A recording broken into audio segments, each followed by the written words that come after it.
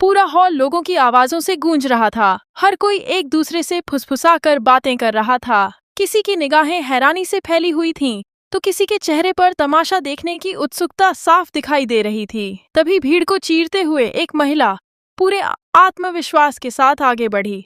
उसकी आंखों में डर का नामो निशान नहीं था, बल्कि उनमें अपने रिश्ते को बचाने का अटूट विश्वास साफ झलक रहा था। उसने सबके सामने खड़े होकर ऊंची आवाज में कहा, मैं किसी को भी अपने पति को मुझसे छीनने नहीं दूंगी, क्योंकि झूठ चाहे कितना भी ताकतवर क्यों न हो, आखिर में जीत हमेशा सच की ही होती है। उसकी आवाज इतनी बुलंद थी कि पूरे हॉल में एकदम सन्नाटा छा गया। कुछ पल पहले तक जो लोग बातें कर रहे थे, वे अब सिर्फ उसी की ओर देख रहे थे। इतने में सामने खड़ी मिस फंडा के चेहरे का रंग बदल गया।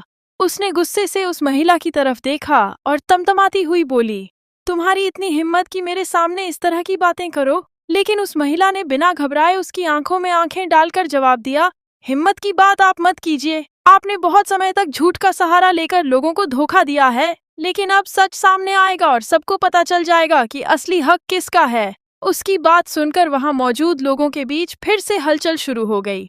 हर कोई सोच रहा था कि आखिर यह मामला है क्या और यह औरत इतनी बड़ी बात इतने विश्वास के साथ कैसे कह रही है।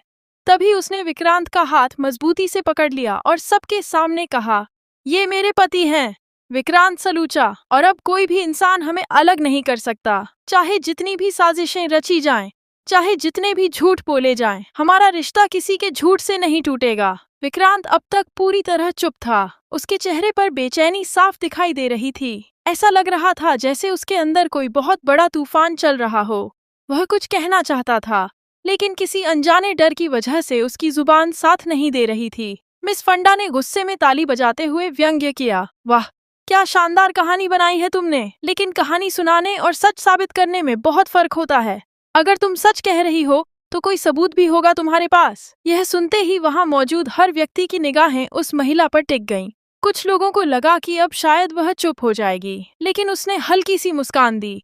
वह बिल्कुल भी घबराई हुई नहीं थी। उसके चेहरे का आत्मविश्वास देखकर ऐसा लग रहा था कि वह इसी सवाल का इंतजार कर रही थी। उसने अपने बैग से एक फाइल निकाली और उसे अपने सीने से लगाते हुए बोली, सबूत भी है, और ऐसा सबूत है जिसे देखने के बाद यहाँ मौजूद कोई भी इंसान झूठ और सच के बीच फर्क करने में गलती नहीं करेगा। लेकिन उससे पहले मैं चाहती हूँ कि मिस फंडा खुद सबके सामने यह बताए कि आखिर वह विक्रांत के जीवन में किस अधिकार से खड़ी है। यह सवाल सुनते ही मिस फंडा कुछ पल के लिए खामोश हो गई। उसके चेहरे पर पहली बार घबराहट दिखाई दी। उसने नजरें इधर उधर घुमाई, जैसे वह कोई जवाब तलाश रही हो। भीड़ में खड़े लोग अब और ज्यादा उत्सुक हो चुके थे। कोई कह रहा था कि मामला बहुत बड़ा है, तो कोई सोच रहा था कि शायद आज किसी बहुत बड़े झूठ का पर्दाफाश होने वाला है।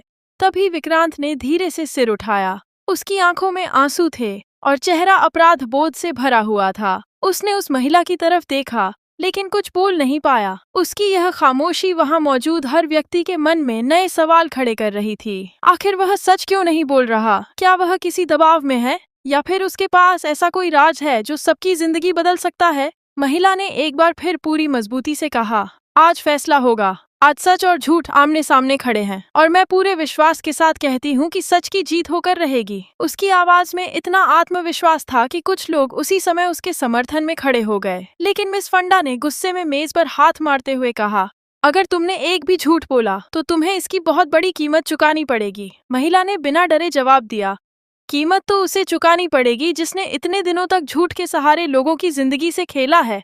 अब खेल खत्म होने वाला है। इतना कहकर उसने धीरे धीरे वह फाइल खोली।